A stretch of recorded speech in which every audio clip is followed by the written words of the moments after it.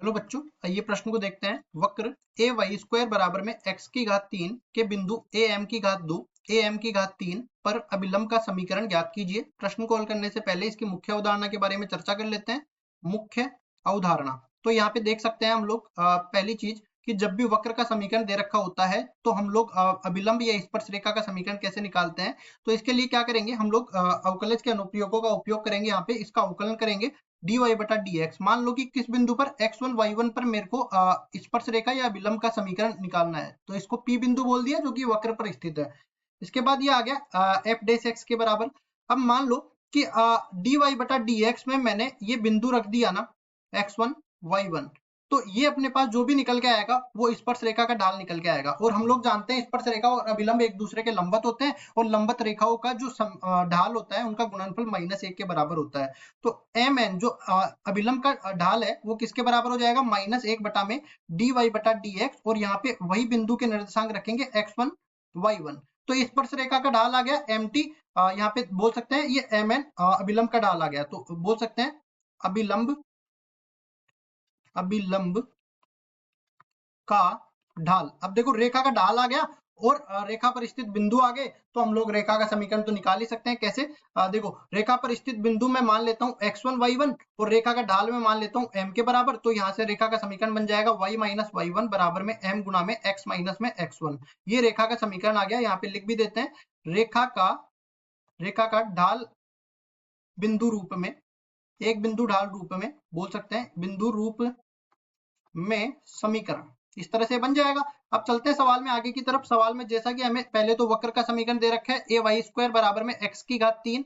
तो देखो वक्र इस तरह से मैं बना लेता हूँ। यहाँ पे ये बिंदु स्थित है P, इसके निर्देशांक है ए एम की घात 2, और क्या दे रखा है ए एम की घात 3। इसको भी लिख लेते हैं ए एम की घात 3, ये निर्देशांक दे रखे हैं। और इससे गुजरता हुआ अभिलंब का हमें समीकरण खींचना है। तो अभिलंब का समीकरण हमें ज्ञात करना है, तो पहले तो अभिलंब का ढाल ज्ञात कर लेता हूँ। तो इसका अवकलन करूंगा मैं, तो ये किसके बराबर हो जाएगा, 2a y dy बटा dx बराबर में 3x की घात 2 के बराबर ये बन जाएगा। अब देखो dy बटा dx का मान मैं निकालता हूं, तो ये बराबर हो जाएगा 3x की घात 2 बटा में 2ay के बराबर। अब यहाँ पे ये बिंदु भी संतुष्ट करा दूंगा, तो dy बटा dx, और यहाँ पे रखेंगे कौन सा बिंदु, am की घात 2 am की घात 3। तो ये कुल मिला के अपने पास बन जाएगा 3 गुना में x की जगह जाएगा am की घात 2, इस पूरे का वर्ग हो जाएगा, और भाग लग जाएगा इसका 2 गुना में 1 गुना में y की जगह आ जाएगा am की घात 3 का बराबर ये आ जाएगा 3 गुना में 1 की घात 2 गुना में m की घात 4, और भाग किसका लगेगा 2 गुना में a, और यहाँ पे 1 की घात 2 हो जाएगी और m की घात 3 रह जाएगी। कुल मिला के अपने पास ये 3 बटा 2 गुना में m के बराबर आ जाएगा, जो कि अपने पास स्पर्श रेखा का ढाल है। अब स्पर्श रेखा का ढाल आ गया, तो अभिलंब का ढाल भी हम लोग निकाल सकते हैं। कैसे निकालेंगे, इन दोनों का गुणनफल -1 के बराबर आता है, तो एम एन बराबर हो जाएगा किसके, माइनस में 2 बटा 3 और गुणा में 1 बटा एम के बराबर ये बन जाएगा। अब आगे बढ़ते हैं और इसको सरल करते हैं।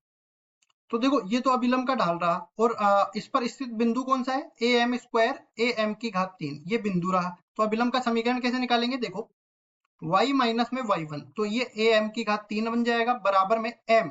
अब देखो ढाल आएगा यहाँ से, तो माइनस में 2 बटा में 3m बन जाएगा, और यहाँ से x माइनस में x1 ए एम की घात 2 बन जाएगा। इसको आगे सरल कर लेते हैं, तो 3m तो इधर आके गुणा हो जाएगा, तो y गुणा में 3m, तो 3m y बन जाएगा। इसी तरह 3m जब इससे गुणा होगा तो माइनस में 3a m की घात 4 बन जाएगा, माइनस में 3a m की घात 4 बन गया। और दूसरी तरफ भी देख सकते हैं हम लोग, ये क्या बनेगा, माइनस में 2x, माइनस में 2x, और क्या बनेगा प्लस में 2a m की घात 2, प्लस में 2a m की घात 2 के बराबर ये बन जाएगा। अब देखो इसको भी इधर लेके आते हैं, तो ये बनेगा 2x प्लस 3my, और क्या बनेगा, और यहाँ से इसको भी मैं दूसरी तरफ लेके जाता हूँ, तो 2a m की घात 2 और प्लस में 3a m की घात 4 के बराबर ये बन जाएगा। इसको और सरल कर सकते हैं, 2x प्लस 3my और बराबर में इसमें से देखो एक तो a उभयनिष्ठ आएगा, एक m स्क्वायर उभयनिष्ठ आएगा, और अंदर क्या बच जाएगा 2 प्लस 3m स्क्वायर, ये उभयनिष्ठ बच जाएगा।